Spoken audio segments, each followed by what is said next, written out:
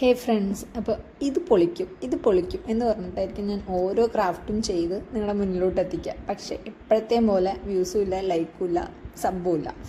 അപ്പം ഇത് കണ്ടിട്ടെങ്കിലും എല്ലാവരും ഒന്ന് ലൈക്കും സബ്ബൊക്കെ ചെയ്ത് സപ്പോർട്ട് ചെയ്യുക. കൂടെ നമുക്ക് ഒരുമിച്ചൊക്കെ ക്രാഫ്റ്റ് അങ്ങനെ ഒരുപാട് ഉണ്ടാക്കാം. അപ്പോൾ കുറച്ചും കൂടെ ഈസി ആയിട്ട് ചെയ്യാൻ പറ്റുന്ന ക്രാഫ്റ്റാണ് ഞാനിപ്പോൾ ചെയ്തുകൊണ്ടിരിക്കുന്നത്.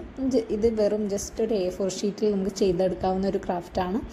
ക്രാഫ്റ്റ് എന്ന് ഞാൻ പറയുന്നില്ല, നമുക്ക് സ്കൂളിലോട്ടൊക്കെ പെൻസിൽ പൗച്ച് പോലെ കൊണ്ടുപോകാൻ പറ്റുന്നതാണ്.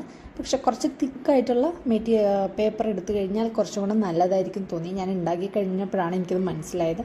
ഞാൻ കുറച്ചൊരു തിക്നെസ്സിന് വേണ്ടിയിട്ട് ഓൾറെഡി ഒരു യെല്ലോ കളർ ഷീറ്റും കൂടെ A4 ഷീറ്റിൻ്റെ മേലെ ഒട്ടിച്ചിട്ടുണ്ടായിരുന്നു. പക്ഷേ എന്നാലും അത് പോരാന്ന് എനിക്ക് മനസ്സിലായി. കുറച്ചും കൂടെ ഒരു ചാർട്ട് പേപ്പർ അല്ലെങ്കിൽ ഒരു കട്ടിയുള്ള പേപ്പറൊക്കെ എടുക്കുകയാണെങ്കിൽ കുറച്ചുകൂടെ യൂസ്ഫുള്ളായിട്ട് തോന്നി.